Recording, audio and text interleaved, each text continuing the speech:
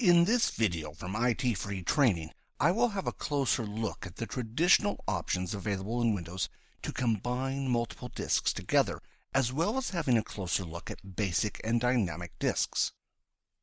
This video assumes you know the basic ways and terminology on how disks can be combined together using systems like RAID. If you do not understand how to combine disks using RAID 0, mirroring, and RAID 5, see our instruction video on RAID and storage solutions. With Windows 8 and Windows Server 2012, Microsoft added Windows storage spaces aimed to replace the traditional options provided by Logical Disk Manager in Windows. For more information about Windows storage spaces, please see our Windows storage spaces video. Before I start looking at how multiple disks can be combined together in Windows, I first need to look at basic and dynamic disks. Basic and dynamic disks are two types of disk configurations that Windows supports. Basic disks are the older standard and offer the most compatibility. This compatibility goes back to MS-DOS days.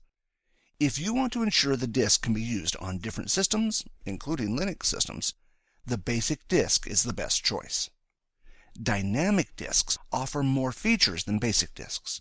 For example, dynamic disks are required to combine multiple drives together to form one volume. Once a disk is changed from a basic disk to a dynamic disk, it requires Logical Disk Manager. Logical Disk Manager was developed by Microsoft and included with Windows. Dynamic disks were introduced in Windows 2000 and thus work with almost all editions of Windows released after Windows 2000. Since it has been around so long, support has been added in Linux for dynamic disks. If you plan to use dynamic disks with Linux, check the distribution you are using and how well it is supported.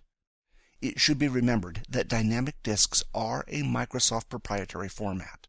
Because of this, the Linux distribution you are using may not be able to be installed on a disk that has been made into a dynamic disk.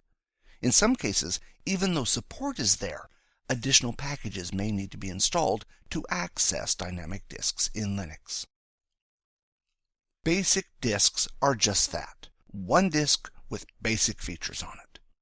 The only feature that basic disks have is the ability for the size of the volume of the disk to change. That is, it can be made bigger or smaller. If the volume is to be made larger, there needs to be contiguous free space after the volume. Contiguous meaning uninterrupted free space after the end of the volume. You cannot, for example, use free space that is split into two parts. The free space must be at the end of the volume and must not be interrupted. If a volume is to be made smaller, all the free space must be at the end of the volume. If it is not, a disk defragmentation will need to be performed first before the volume size can be reduced. The next advantage of basic disks is that they can be booted from. Dynamic disks, in contrast, support booting for some multi-disk configurations. When multiple dynamic disks have been combined together to form what is referred to as a volume, certain configurations do not support booting the operating system, and thus they can only be used as a data volume. The main advantage of dynamic disks over basic disks is that they allow multiple disks to be combined together to form the one volume. Windows supports a one-way conversion from a basic disk to a dynamic disk. If you convert a basic disk to a dynamic disk and decide later on that you want to use a basic disk, all the data on the disk will need to be removed before the disk can be made into a basic disk again. In a moment, I will have a look at how multiple disks can be combined together to create the one volume. Before I do that, I will first look at which operating systems support dynamic disks. All Windows servers after Windows Server 2000 support dynamic disks.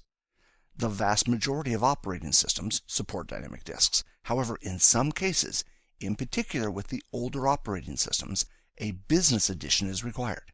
For example, in Windows XP, the Professional Edition is required and dynamic disks would not work on the Home Edition. If the operating system that you are using does not support dynamic disks, none of the options for combining multiple disks together that I will now look at will work. All of these methods for multiple disks require dynamic disks.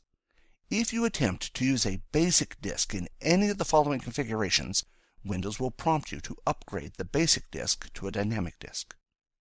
The first method is spanned volume.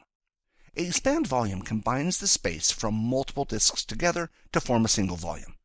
It is a good way to combine space. However, it does not offer any speed or redundancy features and does not support booting the operating system. The next method of combining multiple disks together is called mirroring. A mirrored volume is a fault-tolerant volume whose data is duplicated on two physical disks. All of the data on one volume is copied to another disk to provide data redundancy. If one of the disks fails, the data can still be accessed from the remaining disk. Mirroring is also the only multi-disk option that supports booting. Since both disks contain the same data, the operating system does not require additional software to access the volume, and this is why the operating system can be booted from this drive. The next volume type is striped volume. This volume type requires two or more disks.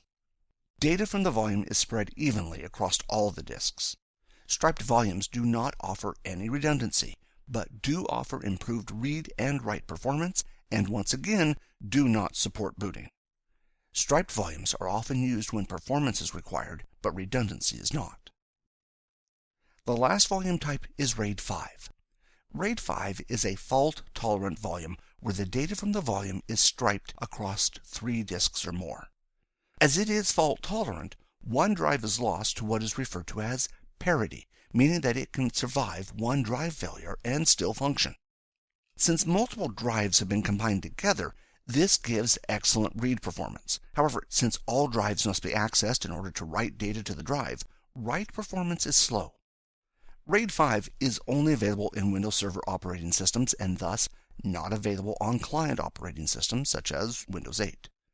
It also does not support booting. If you want to use RAID 5 to boot the OS, you will need to use a hardware solution. This has been a quick introduction video on dynamic disks and combining multiple disks together in Windows. In the next video, I will put all this together and perform a demonstration showing how to use all these features in Windows. Till that video, thanks for watching and see you next time.